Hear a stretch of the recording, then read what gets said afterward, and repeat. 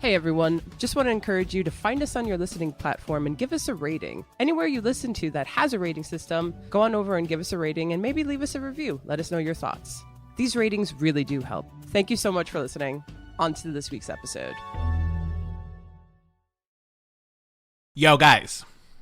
What's up? How was everybody's 4th of July? Explosive. Full of fireworks. Yes, it's nice celebrating America. And nothing says America more than, like, comedy cop movies, in my opinion. Do you guys have, like, any favorite comedy cop films? Mine would have to be The Naked Gun. I do like The Naked Gun a lot also. That's a pretty good one. It's just pure comedy. I wouldn't even say it's a serious cop movie, but it's hilarious, and it's my idea of comedy. That's a good one. Eddie? All right. When I was a kid, I went through this whole phase that I was obsessed with Police Academy movies. That's another good. I've seen all of them. A good one. But I was totally obsessed with them. Yeah. Those are two excellent picks. Those are also like farcical movies, right? Those are like very much like slapstick comedy almost. I tend to prefer comedies that have like at least a story. So I actually love, for example, Rush Hour and Rush Hour 2. Those are like two of my favorite like comedy cop films. White Chicks is another one that I hold near and dear to my heart. And then, of course, I feel like a lot of people also hold this franchise, at least the first two, very near and dear to their hearts. That's just been recently revived on Netflix. Yeah. And do you guys know what we're talking about? We're talking about none other than Beverly Hills Cop, the franchise, which is Beverly Hills Cop, Beverly Hills Cop 2, Beverly Hills Cop 3, and Beverly Hills Cop Axel F. Changing it up for the new Netflix one. So, and I'm glad you started off with cop movies because there's a bit of history that we're going to talk about before we get into the nitty gritty. So, I'm Nicole. I'm Rolando. And I'm Eddie Z. And this is Remakes, Reboots, and Revivals, an original podcast about unoriginality.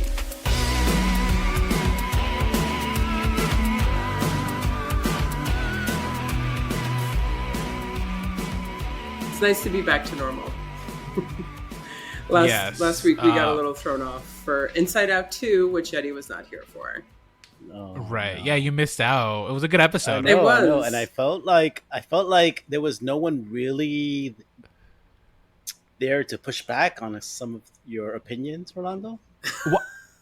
That's not true. I mean, Nicole was sick. You told me that Nicole was sick, so you were able to get away with a lot of things. I was able to kind of steamroll her into my opinions. Yes, this is true. I stand by that. But no, it was actually, you were missed for sure. But I did express your ideas that you did have on the films that we had talked about. So wow. I made sure that your voice was heard in some shape or manner. What did you think of Inside Out 2, Eddie, now that you have the platform to, state that? Oh, no. I loved it. Oh, my God. So definitely fell in love with anxiety. Yeah. And the introduction of the new emotions was very fun, and I love the expansion of this world. So I very much enjoyed it. I was hoping of a little queer element going on with Riley. Yeah, I don't know if we'll get that, but I just had like a little hope that maybe they'll explore the beginnings of her, like maybe sexual identity, and how would that play with the emotions. Yeah, definitely thought so with that girl that she idolized, and when she like looked up at her, I was like, oh, yeah. that was pretty queer. Yeah. So I was a fan of that.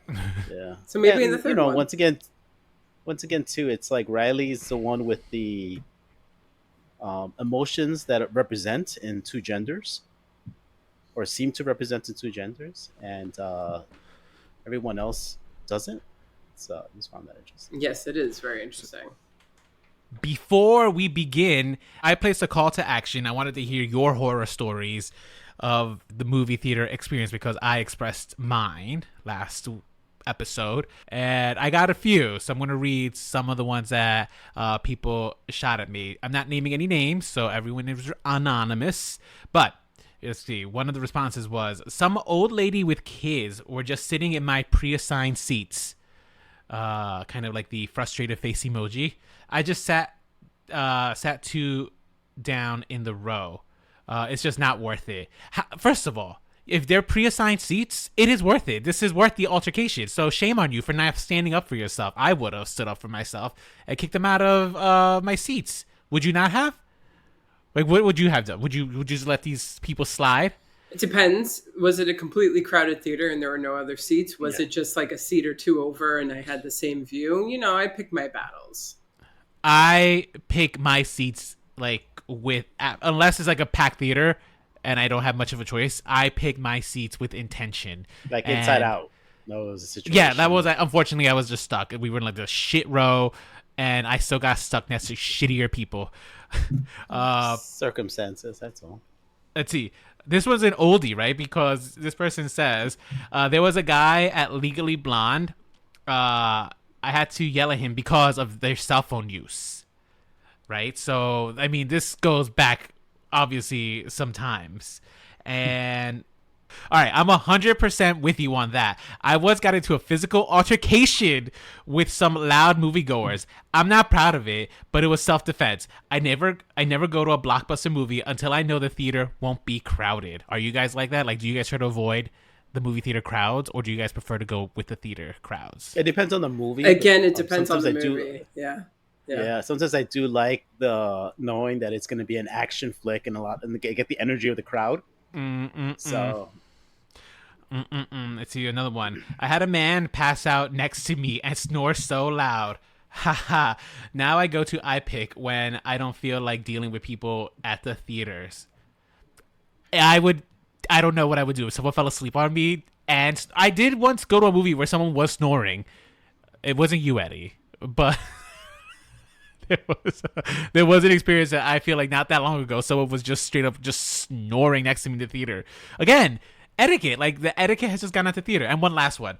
I walked out of a theater after about 30 minutes into the movie. To be fair, I was extremely tired, but there were kids talking the whole time and people on their phones. I might as well never watch a kids movie in a theater again. Yeah, so this seems to be like a common theme. Like, if you're going to a kids theater film, expect to just be annoyed. But I just don't think that should be the rule. That should be the exception. And I think just movie theater etiquette is just going out the window, and it's very, very upsetting. Actually, one of my students wrote a paper on this. I mean, no, it's absolutely true. Nobody's really policing it or anything.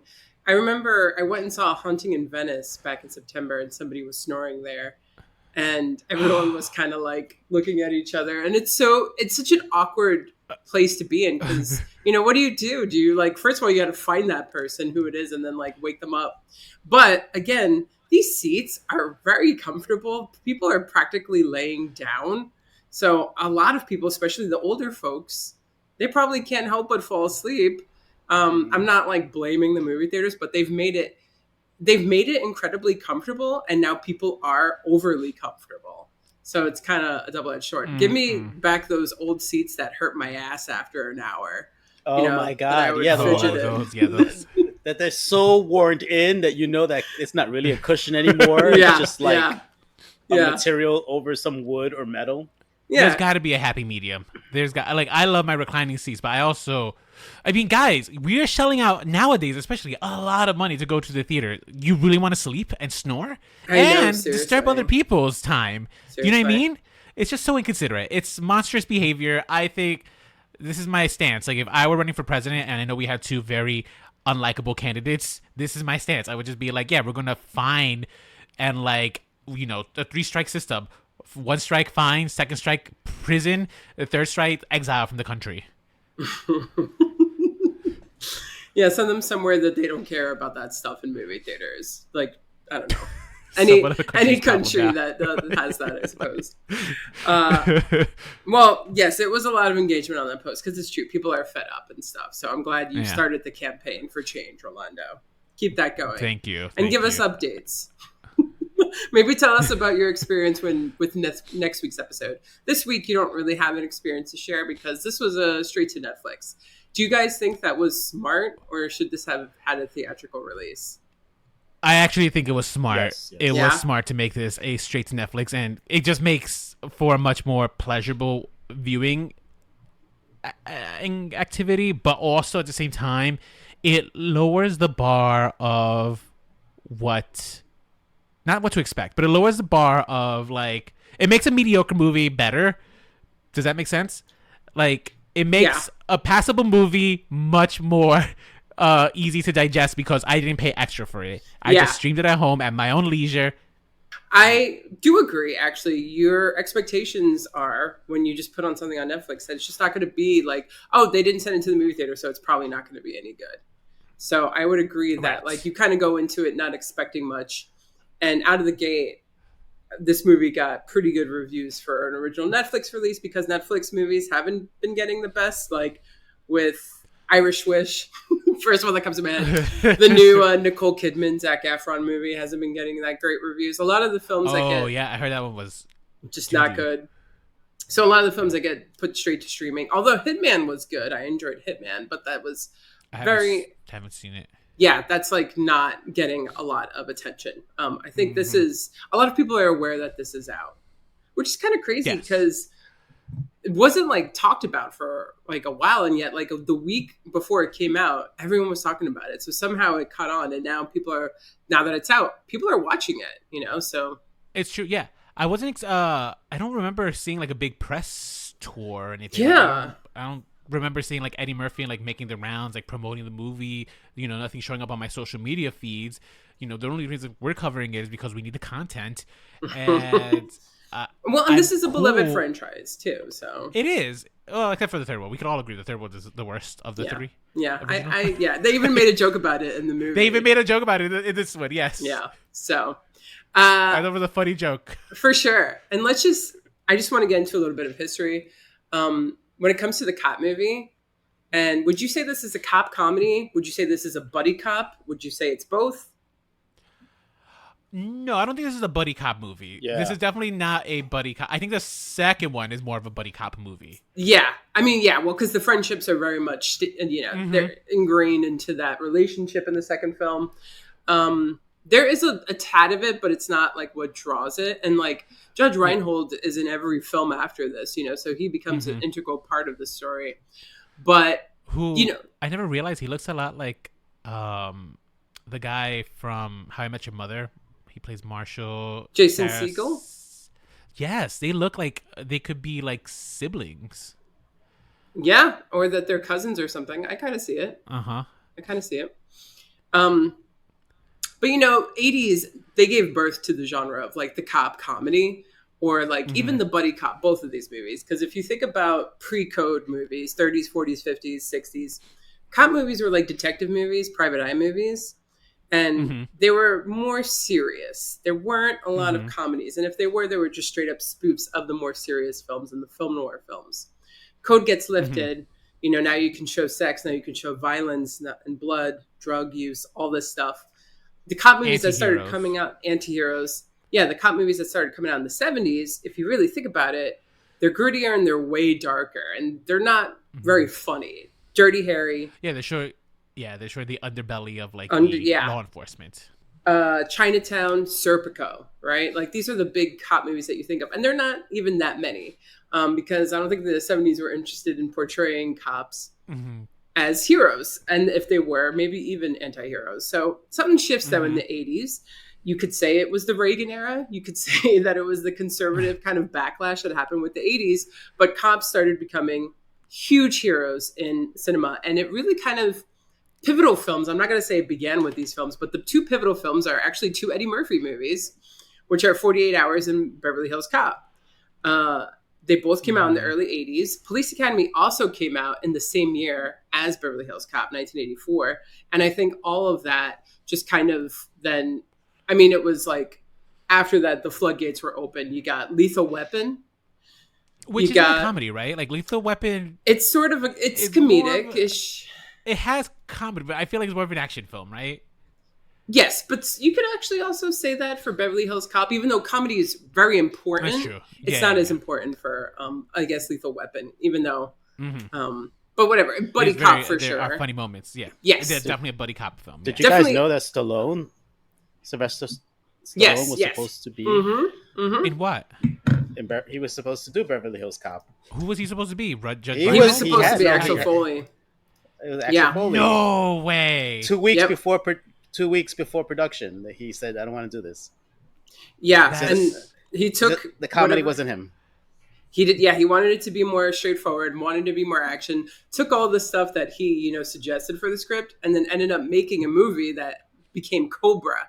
And I don't know if you've ever seen Cobra, but Cobra I've never is seen so Cobra. ridiculous, Mhm. so ridiculous. So from Cobra came from Beverly Hills Cop. That's Yes. so funny. I've never seen it. I've seen bits of it.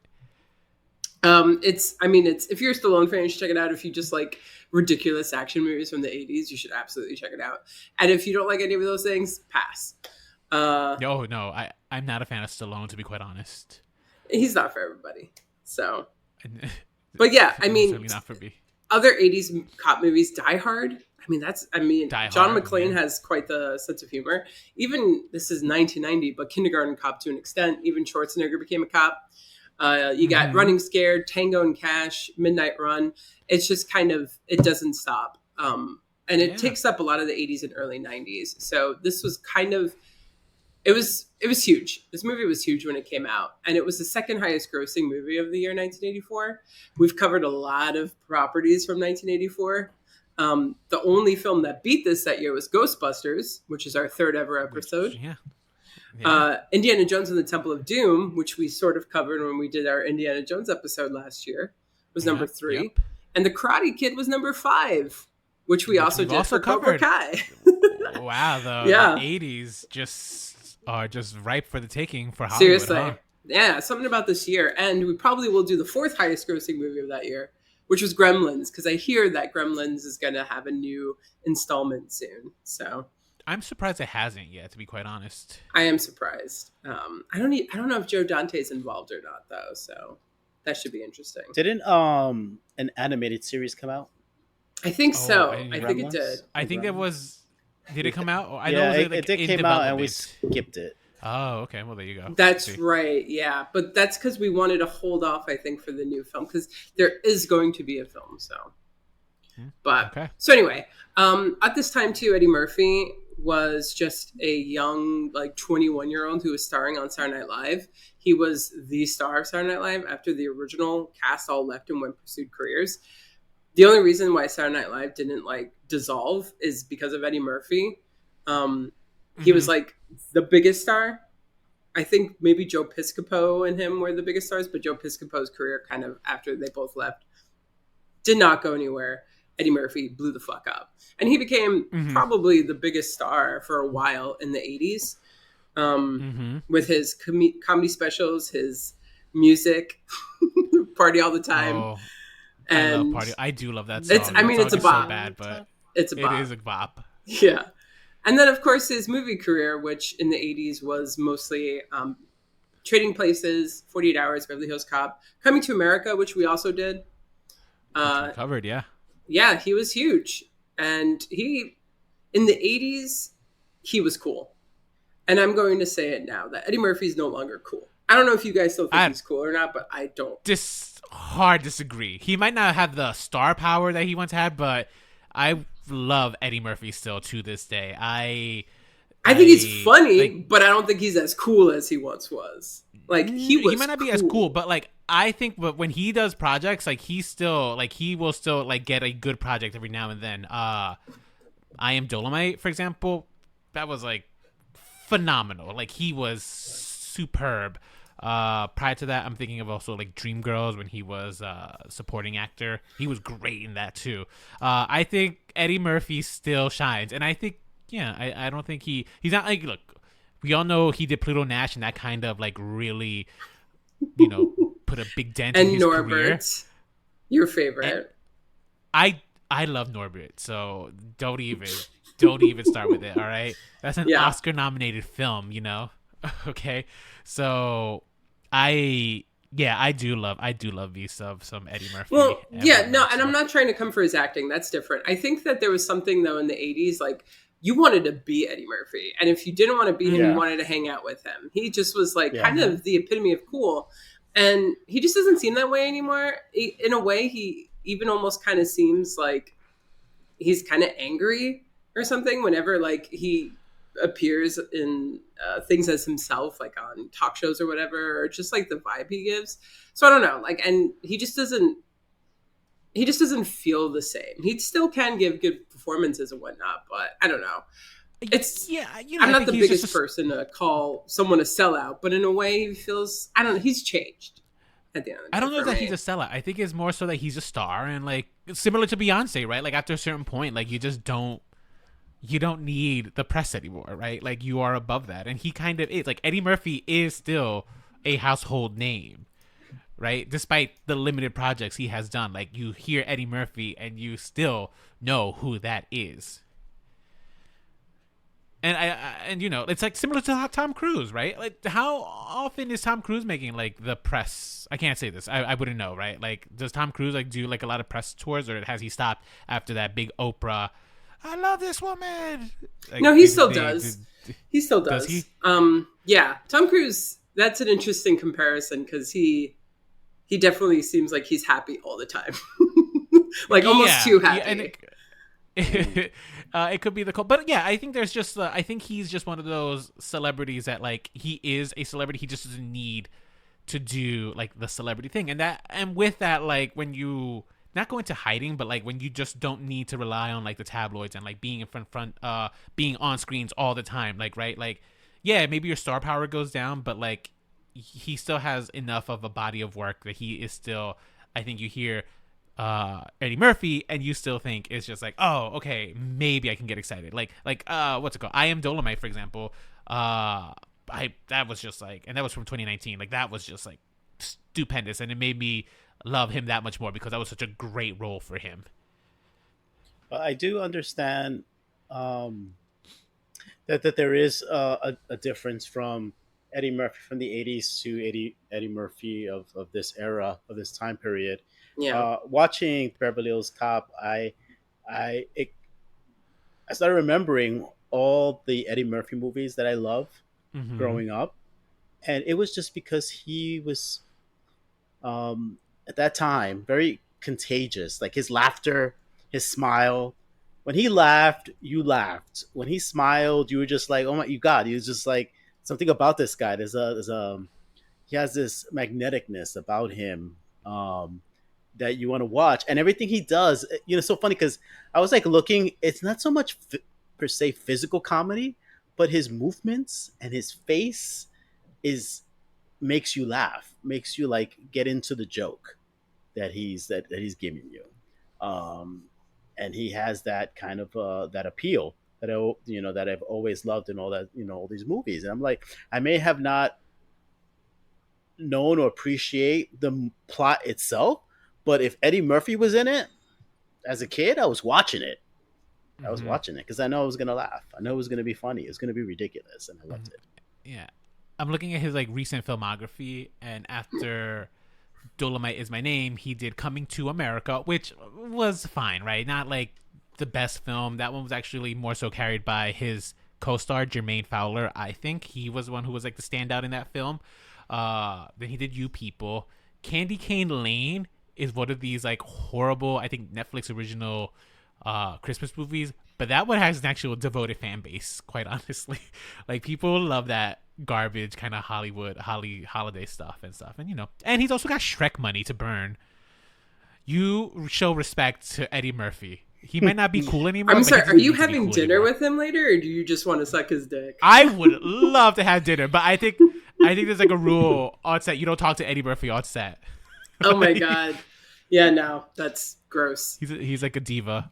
Eesh. He seems like it, actually. To be honest, that's probably what I'm catching Well, on to. some people rise to that stardom where it's like it is what it is. What can you Are you do? perpetuating that though? Like, oh, some people are assholes. It is what it is. Like, Oh, we're a let me part tell. of a movement where we don't If want to deal with people like that no more. I'll tell you this much: if the three out of the three of us, if I become the Beyonce, you best believe, I'll just pretend I don't know you two. Mm-hmm. Oh no, Eddie, I we know guess that. Yeah, we know that. Yeah. Mm-hmm. you get to ride my coattails as my husband. Mm. My favorite. So what is Beverly Hills Cop about? Well, Axel Foley. He's a plainclothes Detroit policeman, and he gets visited one day. Detective, detective, detective. Detective, yes. He is a detective. He's a It's true, detective. Police detective. And one day he gets visited by an old friend of his who, do we remember what his name? I think it's, what's his name? His friend's name. Eddie? Was it Eddie or Mikey. I don't remember. Mikey. Okay. Yeah, so Mikey, he had done prison time because he stole a car when they were younger. But now he's out. He landed a good job in Beverly Hills thanks to their mutual friend, Jenny. And things are going great. And they're really bonding. And it actually is, coming off as these two really love each other. And it's really sweet. And part of me was like, oh, man, too bad Axel Foley's not bisexual or something. Maybe he is. I mean, maybe, we don't know. But so I feel like he's maybe experimented here and there. maybe, yeah, because he looks like he genuinely. I mean, he pulls some Achilles shit when he goes like on a rampage after his friend dies. So, like, is that just your friend, or do you feel a little bit more intensely for this person? Good reference, Nicole. Thank you. So, Mikey, he actually shows that he has some German bearer bonds. And, Axel's like, I don't know how you got that. I don't want to know how you got that. But of course, when they go back to Axel's place, these guys show up, they knock Axel unconscious, and they shoot Mikey. And Axel goes crazy, and he wants vengeance. And so he goes all the way to Beverly Hills to pretty much investigate this murder because he can't do it in Detroit, and he wants to. He asks to investigate it, but they won't allow it because, Right. it's personal. So he goes on this personal kind of like mission. He starts looking at, Jenny, where do you work? She works in an art gallery. He starts to have these interactions with Beverly Hills Police Department. And pretty much, he uncovers this whole thing, this whole like drug smuggling thing that Mikey was involved with. And against, everyone pretty much saying, you can't do this and you're out of your jurisdiction and you're kind of out of your mind here. He uncovers it and he saves the day.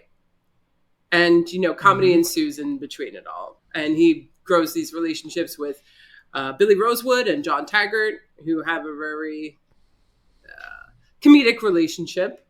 They're there for, people to like roll their eyes at and be like, oh, these cops. Yeah, they're very straight edge. Yeah.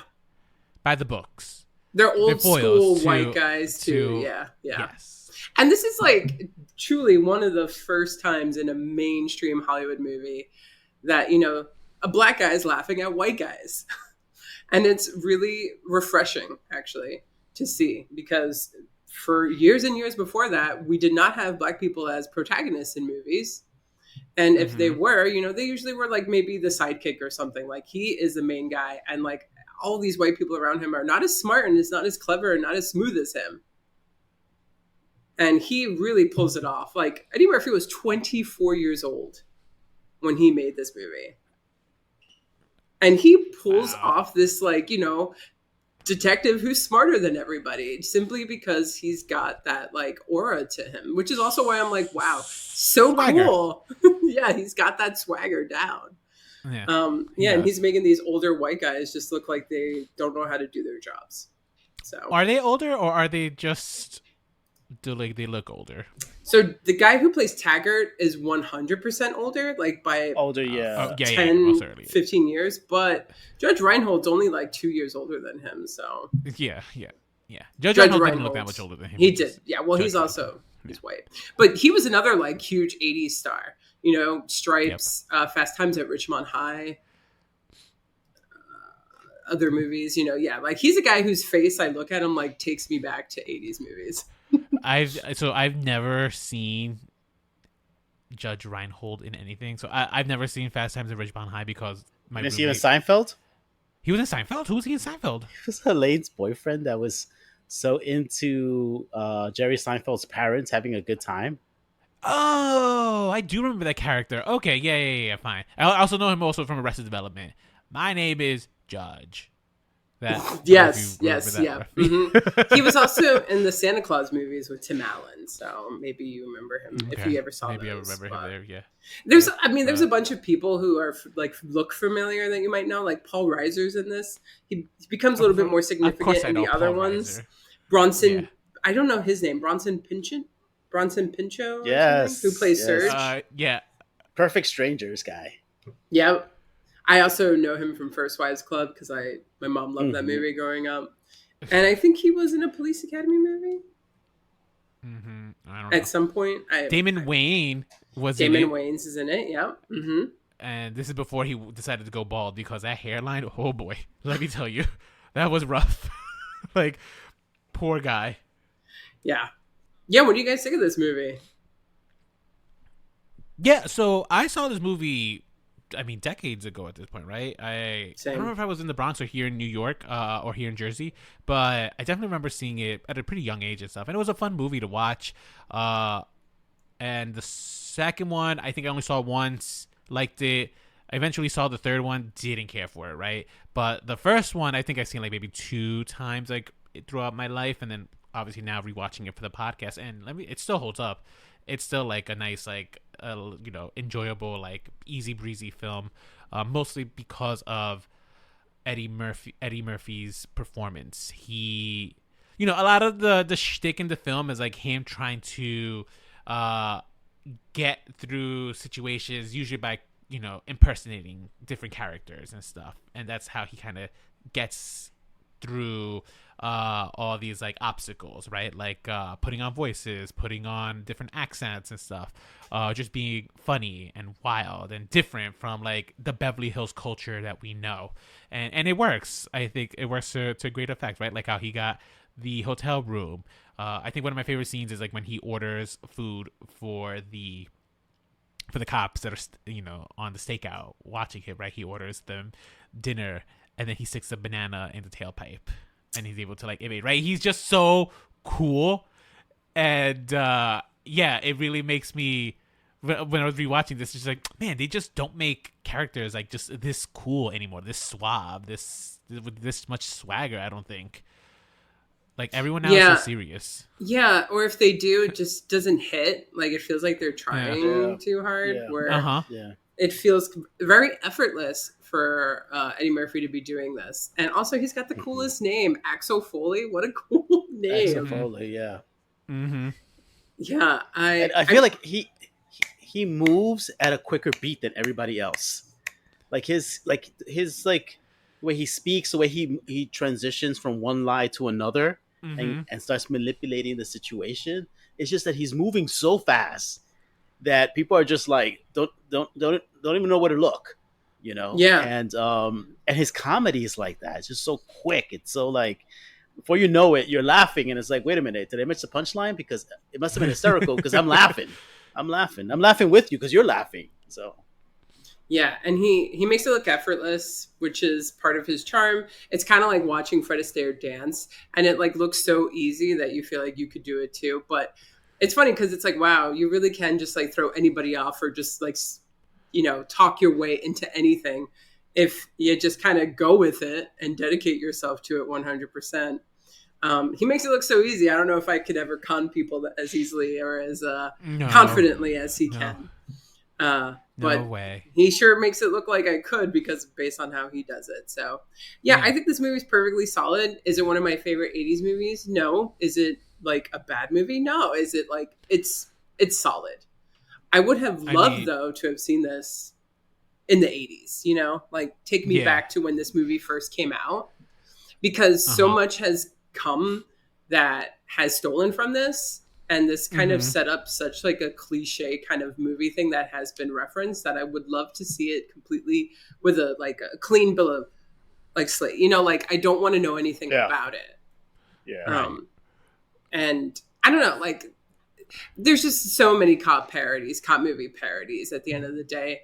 And there's also been so many revivals since this one that even the revival, I kind of knew where it was going to go. And it's like, it's always in this one, I always know what to expect. And I wish I didn't, I see. Yeah, I think, I mean, most certainly when we talk about the new one, we can talk about that, right? The predictability of it. Yeah. I will say this much about at least this film. What I do appreciate about the Beverly Hills Cop, this film at least, Yeah. because I remember that I didn't rewatch the second one or the third, but at least for this one, like there is still a mystery that he is still trying to solve. So like the film itself doesn't forget that he is actually, all these obstacles that he gets in the way, they're not just obstacles for the sake of obstacles. They're obstacles for him to learn more information, to kind of piece together the overall conspiracy and get the guy responsible for his friend's death. So, and I appreciate that. Like we still get to see, we don't get to see just Axel being cool, right? We also get to see him really being good at his job. And I think that's really important, right? Because Axel Foley is, for sure, we could 100% agree that he is so cool, but we also have to agree that he's also a really good detective.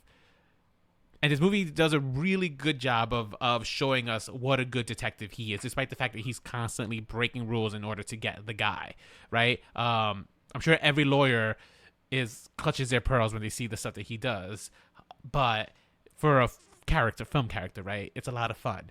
Although I'm not a fan of like police trampling our, Fourth and Fifth Amendment rights, Yeah, well, who would be? Yeah. Yeah, I would agree with that. And I also think I love this like movie, especially I think in the new one too, they do like a lot of like, oh, you watch too many movies, or like comparing like what it is to really be a cop to the movies. Mm-hmm. One of my favorite jokes in the original is when they're like about to go in, they're getting their guns ready, and Taggart and Billy are on the outside, and Judge is like, hey, I'm thinking about the end of Butch Cassidy. When they're loading their guns and they're about to go out, and Taggart looks at him and he's like, that's because they were gonna fucking die in a Mexican standoff. And it is kind of like this idea of like, oh, like going out with your guns and like, defending your honor, but at the end of the day too, because they were gonna die. There's a specific gag that I really liked in the new one too, about like your expectations of how things work because of movies, and I think I like when they play with that. Yeah. So it has to work. We didn't talk about this, but like the soundtrack of this film is just so good and so like, 80s, but good. And it transcends the 80s, right? Because it even got a revival, like what, maybe when we were growing up in high school. When do you remember when phones started to get like their own actual ringtones and you could start downloading them? Yes. Do you remember Crazy Frog? The do do do do do do do do, and then the crazy beam beam beam beam beam beam beam yeah, this song transcends time. It's so good, and it's such a good theme for a character that like even watching the new one, it makes me miss when Hollywood would put some effort into creating like themes for characters that like kind of have that longevity, right? We don't get that, especially considering how many films nowadays are just so franchise and character driven that you would think that like these kind of themes would be like so synonymous, but they're not. We have so few that we could think of. Yeah.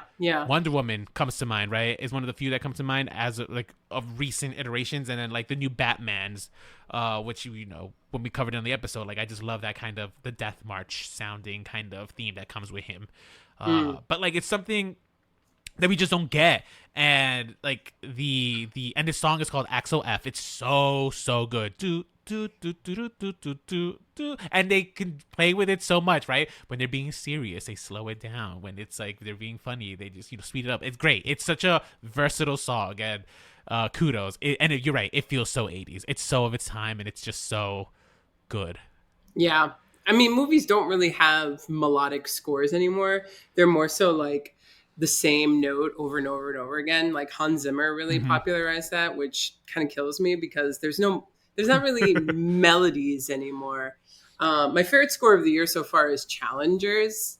And I don't know if you've seen the movie or heard references to the music. Yeah. But the music is like insane. But again, I wouldn't say the music is very melodic. Like you can easily sing along to this song. So much so that this was like a dance club hit. Back in the friggin' 80s, which is crazy. It even had its own like music video. So, but a lot of songs from this, like The Heat Is On. The Heat Is On. Oh, The Heat Is... I just used it on my Instagram story because it's so hot outside for the gym. Yeah, seriously.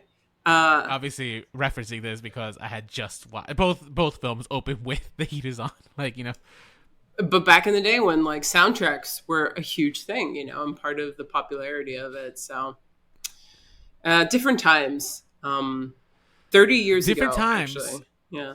30 40 whole years ago. 40. Oh my No, God. 40. 40 years ago. Damn. Okay. Do we feel old yet? Like shit. Oh my God, most certainly. I too thought it was only 30 years. That's not bad. Nope. 40 years ago. Wow. Yeah, movies they just they don't make movies like this anymore, and it's a shame. And here Netflix is trying to say it's just like, all right, let's try to redo this again. Yeah.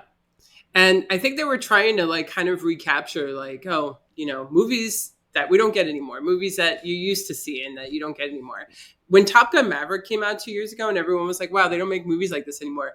I think now they're trying to make movies again that make you feel like they don't make movies like this anymore. You know what I mean? Yes. And it's a tricky thing for Hollywood, right? Because you got to kind of figure out, well, what works and what is it that worked and how can we apply that to the current, a filmscape. Yeah, they are wondering, okay, what is it that works? What do we need to recapture? I think a big key is not being as sarcastic or as sardonic. A lot of movies, particularly the Marvel movies, I feel like they have this like sense of humor where it's like they know the movie tropes, they know the movie cliches, and they're gonna like make the joke about it before you make the joke about it. Where I feel like Top Gun Maverick was a very earnest and naive movie.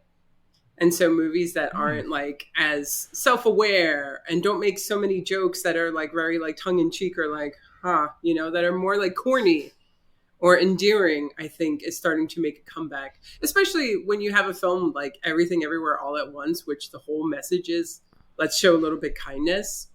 It becomes like the best grossing movie of the year. I think people are, they don't want their movies to be as sarcastic and stuff. They kind of just want like this innocence that, the older movies that we grew up on had. To me, that's one part of it. Interesting. Yeah. I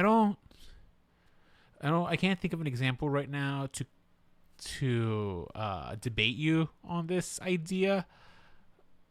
So you just want to debate me? So you agree with her? Do you agree with her? I don't know. I don't know if I agree.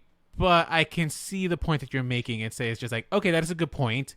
I just don't know right now off the top of my head, like, if I agree with it, because I feel like movies nowadays are way more like sarcastic and like kind of meta even.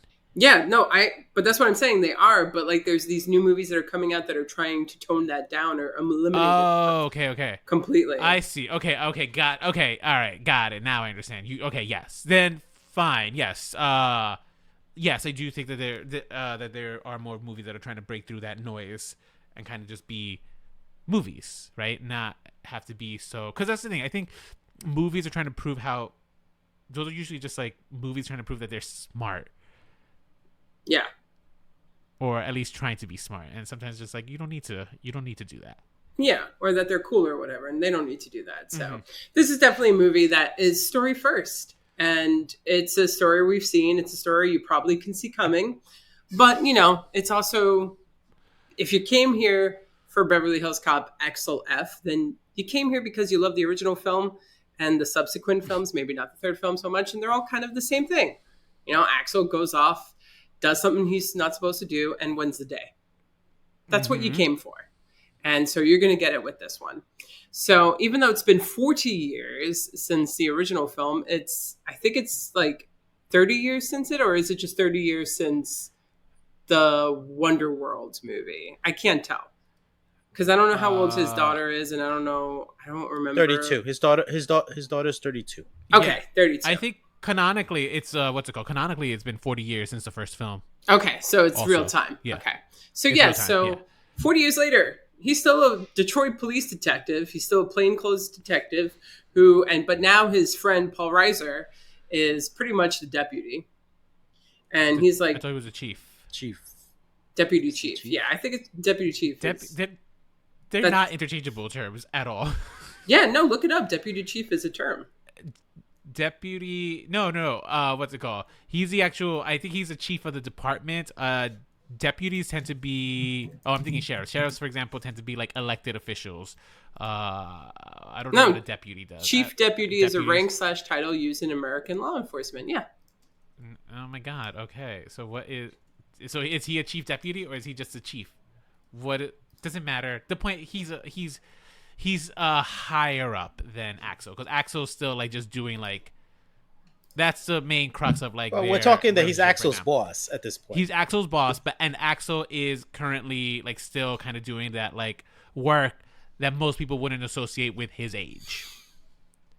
Yes. Right, which is true, right? When you think of cops, usually they retire early, and more importantly, they usually aren't doing the same kind of beat over and over again. They usually try to do, as they get older, and the job takes a toll on their bodies. They tend to do like more desk-related work or like stuff more so behind the scenes than just actually being on the field. As opposed to Axel, we see that Axel still very much loves to be in the action. Yeah. Well, his friend is like, I'm going to retire. Like, I don't want to do this anymore. I'm being pressured pretty much, and I'm just kind of over it. And Axel, you should think about it too. Oh, by the way, you should think about talking to your estranged daughter, Jane, who's a lawyer over in Beverly Hills or LA. And so it becomes Beverly this kind of Hills. like thing of like, we're well aware of the fact that this is 40 years later. He's much, much older. So let's make this about a movie about a guy who, like, why is he still doing this? And almost like a commentary on like something that I know Rolando's spoken about before, which is like at a certain age, should you call it quits or not? Like, when is there a time that you should just be like, no matter what it is, if you still want to or not, you got to call it quits, So Axel's reaching that age. And of course, he doesn't have much of a personal life. He actually mentions, later on in the film that he's celibate. He's just committed 100% to his job. He's estranged from his daughter. So he's like, this is his whole life. So Yes. now over in LA, over in California, his daughter is taking on a case where a man is being accused of being a cop killer, but she thinks he's framed. And she believes in this case, so she's like pursuing it, and people are threatening her to drop it. They're, Correct, yeah. they're doing some hardcore stuff to try and scare her out of it. And then Billy, I was gonna say that scene where they tie her car. I thought that was like actually a pretty scary. Like I was just like, oh shit, yeah, that's that was terrifying. pretty scary. Yeah. yeah, I don't watch like the Fast and Furious films. So I can't say like I don't. Maybe they've done that before in another movie. I hadn't seen it in a movie before. And I was like, that's fucking horrific what they just did to her. yeah, no, for sure. The psychological trauma. I mean, I would have dropped the case. She doesn't. Oh yeah, me too. First of all, they broke my window. I'd be like, I'm dropping it. Goodbye. Sorry. Yeah, like, how am I going to pay for this? Yeah, but it turns out that she's actually working with Billy Rosewood, who has pretty much been like giving her all this information because he's like, yeah, there's a rat, and this, like, he's being framed, and then there's some dirty doings going on within the Beverly Hills Police Department. So I think, like, does Rosewood just like go missing, or does he get abducted? That part I actually can't remember. So He got abducted because he was at the pier. He was investigating some stuff that was happening at the pier. Yes. And he also had taken an SD card that kind of would exonerate her client. But before he got abducted, he did call Axel because she had gotten threatened, right? So they tied up her car and then like shoved it out the building, and so she's just swinging, right? She survives, obviously, but because of that, he calls Axel and tells him, it's just like, look, I may have put your daughter in danger. Sorry, bro. You might want to fly out here and like get her to drop this case because like it's getting dangerous, right? And then he goes missing. He goes missing basically as like Axel's on his way to Beverly Hills. Yeah. And then from there, it is Axel just being Axel in Beverly Hills, as it usually is, quickly getting arrested because he is interjecting himself in things he shouldn't. And as a result, he has to call his daughter for help. And in a weird way, we start seeing a father-son buddy comedy kind of develop, right? That's kind of the premise. She is more or less like the buddy cop in this film, despite the fact that she's a lawyer. And they're also trying to work on their estranged relationship. yes. Also, Taggart's now the chief. So he's in charge, and he has a captain that has a pretty tight relationship with, played by Kevin Bacon. Kevin Bacon. Okay. Yes. Wait, so when we saw Kevin Bacon, we were So just we're like, oh, he's evil. he's a bad guy. Evil. It's He has taken on the super villain role, and he wears it so well. That's also. I just wanted to point out really quick before we move to Kevin Bacon's character, how Taggart and Rosewood have become like uncles to Jane, to Jane, to and that she calls them that, and they have like a family relationship, much closer than she's had with her father. That's actually an important point for sure to point out. So Taggart, so Rosewood he recently quit because he was investigating dirty cops, specifically Kevin Bacon's character. Grant. Yeah, and he pretty much left actually because Taggart wouldn't hear about it, and it turns out that spoiler alert. So if you don't want to know, don't listen. Turns out he was right. Kevin Bacon, is like you guys said, he's got evil written all over him. If you couldn't see it coming, it was a little bit. It was silly, not silly because I guess we shouldn't. But it's like with the rule on SVU, Law and Order SVU. Like if you see a big name, it's usually there we go. That's the killer right there. That's who's going to be the bad guy. And in this case, Kevin Bacon, he showed up on screen. I didn't know he was going to be the film, right? I didn't see the trailers for this film. And I was just like, Kevin Bacon, he's the bad guy. Calling it right now. But they also didn't like kind of keep us in suspense either. They kind of like lay it out clear that he is the bad guy, like 20 minutes soon out. Like just like Axel, he puts these pieces together real quick. Yeah, no, for sure. With the help, too, of Joseph Gordon-Levitt, who plays Detective Bobby. And he just happens, I don't know his last name. He just happens to also be his daughter's ex-boyfriend, So it's a tight-knit group we got here. And when he comes, nobody really knows who Axel is. It's not like his reputation precedes him or anything. And it's not like Jane talks about him. I mean, Jane, like, for a good portion of it, doesn't even want to talk to him. It's living out that kind of what you were just talking about. Like, no one knows Eddie, like you were saying, right? Like, it's Eddie Murphy doesn't have his shine, his luster. We're seeing this played out in the movie also in some sort of way. A younger cop. It's giving when Justin Timberlake got arrested and he's like, this is going to ruin the tour. And the cop is just like, what tour? And Justin's like, the world tour. Yeah. Like, that's more or less what's giving. Axel just got arrested and he's just like, yo, I have a long history with this department. And it's just like, but who are you? Right. Similar to how you were saying, Eddie Murphy doesn't have that shine, that luster. But the people know. Some people do still know who Eddie Murphy is. Yeah, and like the department's changing, like Rosewood is quitting because of it. Taggart has back problems for a bunch of other reasons, but like he's definitely, the job is like bringing him down. And Kevin Bacon is corrupt because, he can't fucking pay for anything. Like doesn't make enough on his police salary. So he feels the need to get into drugs and stuff like that. And Axel, he's just standing by his what's that word? Like his standards, right? He's like, just whatever happened to being a good fucking cop, whatever happened to like doing it because it's the right fucking thing to do. And it's like, no, it's about the money now. The best line, I don't know which one said it, was that I can't even afford to live in the same town, same town that I am a police officer in. That was Kevin Bacon's character who said it great. I just thought it was a good line. I did it. It was so very fucking interesting. Like, you can't even. I don't. You know understand if it? Oh yes, I'm not that sensitive to it because it's just like, but like cops, what they don't make for in salary, they make up in pension and like kind of early retirement.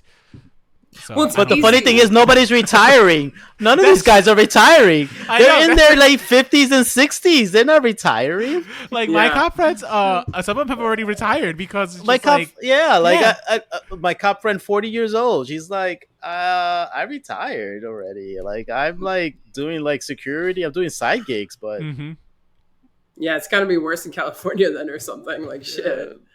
But that's the thing too, and becomes abundantly clear too that Axel, he does it because he loves it, and he doesn't really have anything else.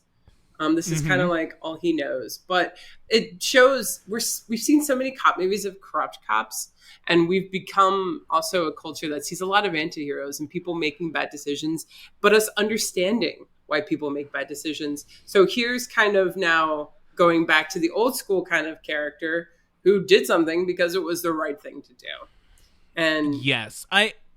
It's yeah, interesting too because we're also in a time period right now of like post Black Lives Matter, and like where we do see like as an a society, well, we're kind of split on this, right? We either want to see the police accountable for their misactions, or we're on the other side of the spectrum, which is just like all cops are heroes, no matter what. If you like even speak a little bit badly about them, you are a traitor to this country, basically, right? Like those are yeah, the two ideologies that we basically have in this country, and it's interesting. Like we're kind of seeing a little. This is kind of where they dropped the ball. Like I'm not saying the movie had to get political, but there was a chance, there was an opportunity here where you could have maybe gotten a little political, similar, right? And it's something that like I think a lot of cop media has had to wrestle with post Black Lives Matter. A show like Brooklyn Nine-Nine, for example, had to wrestle with that in their final season because that final season came out post Black Lives Matter, right? And the characters, the writers decided to go. It's just like, well, we cannot ignore this issue, right? This is a cop show. Yeah, it's supposed to be like kind of escapism, but like there's a certain point where it's just like you have to kind of like bring reality into it. And I think this movie is a little bit devoid of that kind of reality. They gave us kind of a very superficial storyline of like a crooked cop because he doesn't make enough to live in Beverly Hills. It's like, all right, well, mm, move. Like you don't have to be in Beverly Hills, like yeah. But it's still, that's the thing too. Like this is a nod to a movie 40 years ago when those things didn't exist, and the people who want to watch this yes. movies don't want to be reminded of all the things that you're probably talking about right now. They probably want like Mm. little relatable things like Kevin Bacon is saying, but because who is this movie made for? Like it's This made is a for an older great question. generation. So Yes, or people who just appreciated like the films from the 80s. Because I will say this, watching this for sure made me miss some of these like kind of like buddy cop movies. We don't get, or at least we haven't gotten any good ones as of late, right? Like I think there have been a few that have tried to come out, but they just haven't like hit the mainstream. mm, But Do you think Bad Boys is Bad at this Boys, level? well, yeah, like I would Bad say Boys, the so. first one for sure. I haven't seen the recent one. I haven't seen. I never saw any of the sequels, right? But I was thinking for me, I was just like, oh god, I really want to see so badly a Rush Hour revival. I so badly do I Mm, want to see like just Chris Tucker on screen again. But I think Jackie Chan is kind of problematic. He, yeah, that for might be example, disowned hard. his His daughter for being a he disowned lesbian. his Yeah. trans. Oh, they're trans. Uh-huh. Okay. Yeah, last time it Yeah. was that, yeah. I mean, it's Yeah. it's it sucks, people got to ruin things all the time, but which But me as a fan, I would be like, look, make it a Netflix movie where it's just like someone else paid for it. I don't have to pay an extra subscription for it, so I'll no, watch it. absolutely. I'm not financially supporting him, but I still will watch it. But it's so It makes interesting it that you less brought icky. up. Yes, it does. You brought up Bad Boys though, Eddie, because that was a big hit at the box office. People went out and saw that movie. The fourth installment of this buddy cop movie. It makes me wonder. Maybe people would have gone out for this movie. No, it's only the fourth. It was a fourth. Okay, I thought it was a Yeah. fifth. Maybe they would Mm, have. I don't know. I mean, I know it's getting a lot of like people are watching it. This movie. Yeah, yes. they are. They are, and no. So I think my problem. Are we there yet? Talking about the problem of this Yeah. movie? Yeah, I'm go for Okay. it. Um, I think it was a missed opportunity to hit on the emotional beats of this movie. You do have the relationship between father and daughter. Mm-hmm. I think it could have been a little more intense between them two. Um, and I also, yeah, the question has to ask, why do these men still do what they do? You know, and Yeah. they're past the retirement age. Why do they still do what they do? And I think that's another emotional beat that was missed. in discussing Mm. that. Mm-hmm. Like the mission, like their own personal mission. We say that Axel Foley doesn't have anything besides his work because he chose not to have anything besides his work. He was married, and he had a kid, and he Yeah. chose not to be a husband, not to be a father. So what we never get the underline. He's always funny, and he's always like, "I'm a cop from Detroit. I'm street smart. I know what to do." That kind of thing. And I will wreck cars from the airport all the way to Central. All these cars will be destroyed in my wake, but as long as I get that one bad guy, I'm good. Um, but like that stuff too, and I really felt that maybe the buddy cop thing should have happened with Detective Bobby Abbott. Oh, Uh, you don't think Bobby Abbott was a good choice for the buddy? no, I think it should have been, but I think it Oh, should have been earlier. oh, I think I. that relationship should have been a little bit like 20 minutes before it Mhm. started. I think it should have happened. I think it would have been a nice back and forth between them. I Too. agree with you. I think the daughter, the all I could see was if Kiki Palmer had been the actress for his daughter, she would have been the perfect foil for him. Okay. Because Yeah. she's an act. I just want to say this one thing. She's an actress that reminds me of Eddie Murphy because Mm-hmm. she's fast. Mm-hmm. Her beats are fast, just like his. Her jokes are fast. She just like she can just dominate a room quickly, and I think it would have been great to see those two go head to head and be like, "You weren't there for me," blah blah blah, and bring him down a notch, and him, having to recognize that. So Eddie has stole that casting from me because I had said that while we were watching it, that I thought Jane Saunders. The problem with the character is actually, I think, a little bit the actress. I don't think she was really good, particularly. She was a little bit kind of just like kind of very one notey, Taylor Page, and it's a shame because like she was the opposite for a majority of the film to Eddie Murphy, and she Yeah. just did not have the kind of gravitas to kind of play off of him, right? Despite the fact that they're supposed to have much more sentimental scenes. I actually thought the first actress that I thought of who might have been able to like really hold her own with Eddie Murphy was Kiki Palmer for some reason. That's the first one that comes to mind. And if not her, I was also thinking maybe Janelle Monáe would be Okay. another one who Mm-hmm. has kind of like that strong gravitas and like kind of really we know she had the acting chops. So that was this was kind of the biggest miss for me. It was Taylor Page was just not a very strong actress to play opposite Eddie Murphy.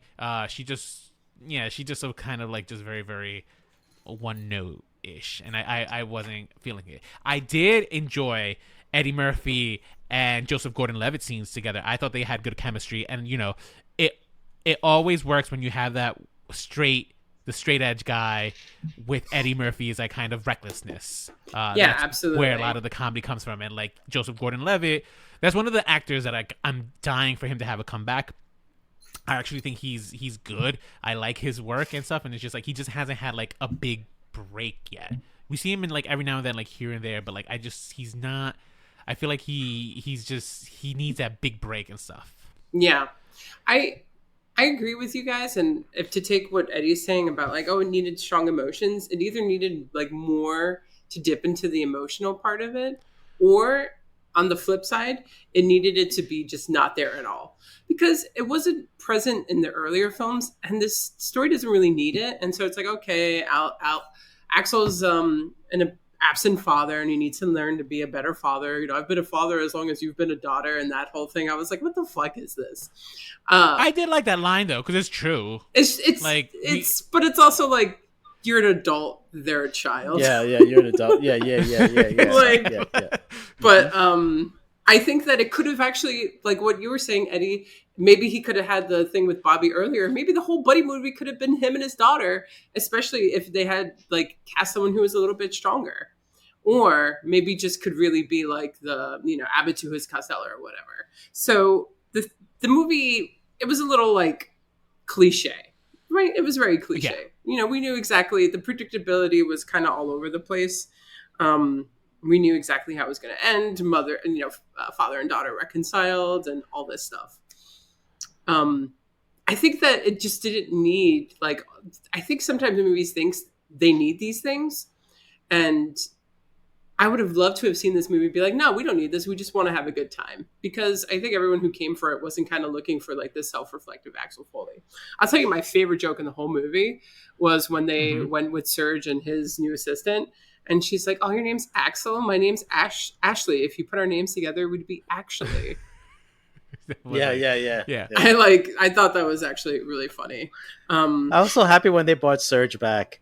Yeah, it was nice that he came back too. So many people came back, so I think my favorite gimmick in the film was when Axel Foley gets arrested by Kevin Bacon and like the cops. They have a standoffish scene in like the interrogation room, and I got so mad immediately when Kevin Bacon's character is just like, you and I are not so different. And like I paused it. I was like, Eddie, I cannot believe they gave us like the most fucking cliched line a supervillain ever has. Like, it's just like, you and I are the same. And obviously the next line is from Axel, just kind of breaking that. It's just like, oh god, you know how much full of shit you are. And it's followed up by the other funny gag that makes no sense, but it was a funny gag in which we see him get out of the handcuffs, and then we see the vent. Yep. And then Kevin Bacon comes back. He sees the vent is open. He goes up to investigate, and then Axel just kind of takes the seat from under him, and like he falls to the ground, and he follows up and is like, "You've seen too many movies, man." My only qualm with that scene was just like, where was Axel? Yeah, where was he? I was like, where was he hiding? It wasn't dark enough in the room that he didn't see him clearly hiding. That was just a little silly, but it was overall still a good gag. Like, I actually did enjoy that scene. I liked that too. Yeah. Despite the fact that it makes no sense, it was so good. It was just, it was so good. I did enjoy the shoot off at the end also. Yeah, helicopter thing was enjoyable. Yeah, like they gave us they just amped up more of the action that we had from the original. I actually also, the funny the other gag for me was when he's stealing the parking unit, the parking car, the woman, car, and the woman, and then the parking attendant, she's just hanging off of it. That was actually funny. I actually laughed out loud when that scene is happening, and he's driving through Rodeo Drive. It was just, look, the movie was silly. I didn't pay extra to see it, and that made it much more enjoyable for me. The fact that it's just like, you didn't have children stealing your popcorn. So. I didn't have children stealing my popcorn. I didn't have to go anywhere. I was able to just sit at home, watch it while eating dinner with my husband, and it was the perfect movie for that. And at the same time, it also made me kind of miss these kinds of films, right? Which is interesting, right? Because it's really, you can make the complaint of just oh, this movie is just really kind of harping on nostalgia. It's really just kind of rehashing a little, right? Maybe it wrote us a different mystery, but for the most part, you're right. It's still the same predictable Beverly Hills Cop story, and yet I found myself by the end saying it's just I liked it, and I kind of miss the comedy cop movies of old yore. Yeah, thank you. For sure. Now, did Rosewood always had a fascination with Sylvester Stallone? Did he? Because remember, his office is all posters. Oh, you're right. And Rambo. And was it just a callback of just that joke that Stallone was supposed to do? Maybe, yeah. They had a lot of little jokes in there. They were like, "Oh, 1994, not your best year." Not that your was a best really, that was a good joke. That was probably the best joke, and it makes me appreciate the fact that Eddie Murphy would actually have that in there to call out the fact that the third one was not very good. I think if you're in on it, then it could very well be a little reference there, Eddie. So, but also I think Rosewood was always the movie fan out of all of them, so always making his references and whatnot. But yeah, with Rosewood, when Rosewood was staking out the place, and then we see the gun after him, I was just come on, we saw this coming. It was kind of annoying, and then I kept wondering, why didn't they just kill Rosewood yet? And I forgot about the SD card. Right, there were some things in the movie that just don't make any sense, but but it's fine. It's still at the same time you forgive it, because it's just there is still something fun to see Eddie Murphy as Axel Foley. I did appreciate that. That's the other thing I will say about this film. Eddie Murphy still has it. Yeah, he doesn't have the same swagger that he had 40 years ago, but who does, right? And yet he still, No fucking way does he have that fucking corpse. He has songs written about him. Moves like Jagger. Continue. I remember. I'm just saying. Eddie Murphy still captivates on camera, and I will say also this: he looks phenomenal. Like he is living proof of that black don't crack, because that Paul Reiser. Yeah, him and Paul Reiser. That joke, because we were talking about it. Eddie and I were talking about it. Like, they're supposed to be playing about the same age, and Paul Reiser looks like he easily has 15 years on him. And Eddie Murphy literally said that like not 5 minutes later in another joke, and I'm just like, damn, it's so fucking true. Like I think they're really like 5 years apart, but it's like, my God, like Eddie Murphy looks like amazing for his age. Yeah, they are only 4 years apart. Crazy. Mm-hmm. This movie was perfectly adequate, very solid. Again, these movies aren't incredibly creative. It's a good time. It's a fun time. And as long as you're laughing and enjoying the 2 hours, it did its job. This also, by the way, they're thinking about making a fifth. I feel like that's pushing it a bit much, but we'll see. I would agree. But if I'm not paying for it, I guess I'll watch it. Keep them coming out. I'm not. No. I'm not saying that. I'm just saying I'm willing to watch a fifth and see where it goes. For me to say, it's just like let's see. I don't know if I most certainly know I don't need one. I think this was just fine.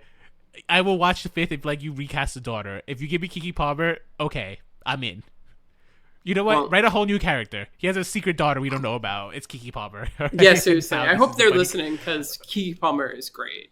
I mean, maybe she's too much personality against Eddie Murphy, though. He's a diva, like you said, so he wouldn't want someone to outshine him. No, then I think it should have been Janelle Monáe. I think Janelle Monáe is that right range. I think she would have been. Because the way the character's written, I think Janelle Monáe actually might have been the better choice. She's way more subdued.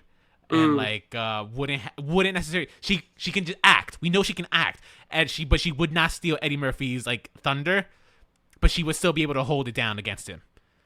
And that's what this movie desperately needed, right? If they had if Taylor Page was a little bit better cast, this movie would have been significantly better. Outside of that, though, this is a thoroughly enjoyable film. I actually enjoyed it watching. I was I wasn't like nervous about it, but I was more like, it's just like, I hope this is good. That was my fear. I was like, I'm rooting for Eddie Murphy. I do like Eddie Murphy, so I was just like, I really wanted it to be good. Yeah, I definitely think that if you're a fan of the series and you haven't watched it, you made it all the way through this episode, give it a shot, guys, because there have been worse things we've covered. So. Not this year though. This year this has been a better year for us. Yeah, we haven't been miserable at all, I think, this year. Amen. So, and every 2 weeks will definitely make things feel better. So, well, thank you so much for listening all the way through to the end of this episode. What did you guys think? Are you big fans of Axel Foley, of Eddie Murphy, of buddy cop movies, or cop movies in general? You should reach out to us. Email at us, remakesrebootsrevivals@gmail.com. Hit us up on Instagram at remakesrebootsrevivals. On Twitter at remakes_podcast. We're also on TikTok, and our account was not banned. We are back and running, so you can find us at Remakes, Reboots, and Revivals. Yes, just suspended. You can search for us on YouTube, on Facebook by searching for Remakes, Reboots, and Revivals. Go to our website, remakesrebootsrevivals.com. We're also on Podbean, our podcasting platform. And if you're listening to this on a podcasting listening app, go on over to it and give us a rating. And if it's Apple Podcasts, a review that we will read. Maybe we'll do that all the way at the end of the year. We keep pushing it off, so we'll now say, at the end of the year, all the reviews that we've accumulated, we shall read. Yeah, but if we do get good comments from you guys regarding reactions to either the movies we're talking about, like we did with the movie theater complaints, we just got to get people riled up. What's something that'll get people riled up about this one? Cop movies. Do you guys like cop movies? What's your favorite cop movie? Let us know. Yeah. Okay. Let us know. Cop movies. All right, cool. Or your favorite Eddie Murphy movie? Because, all right, how about this? I got it. Nicole was talking shit about Eddie Murphy, and I won't let it stand. So I need you to comment right now and let us know what your favorite Eddie Murphy movie is and why. By the way, And I more was importantly, do you not think- talking shit, but I guess anything against Eddie Murphy for Rolando is a little too much. It was sacrilege. But no, do you have what's it called? Do you think Eddie Murphy still has it? Let us know in your comments, yes or no. I still think he has it. I love me some Eddie Murphy. I don't know. What do you think? Yeah. Also, what's the real hit here? Is it the movie Beverly Hills Cop, or is it the theme song of Beverly Hills Cop? Because that song is a bop. So That song is so good. Yeah, they re-released the Crazy Frog version, which I'm not thrilled about because that Crazy Frog version was so annoying. yeah, do you like the original or do you like the Axel F 2003 Crazy Frog remix? So, well, engage with us on social media if you guys are still listening at this point, and we will see you next week in Oklahoma when we will be in next 2 weeks episode from 2 weeks from now, where we'll be dishing on twisters. Oh, you're gonna be in Oklahoma? Don't they get a lot of twisters over there? Yeah, luckily it's not high tornado or twister season. That's May. So. Oh no, you got to make it happen. You got to be like in a storm shelter during the recording. I know that would make a great social video if I was. That would be awesome. You know what? Yeah, film yourself like hiding, and then we're gonna like CGI a tornado behind you. Yeah, I'll go to the Welcome to Oklahoma sign and definitely utilize it. All right, guys. Well, until next time. Stay unoriginal.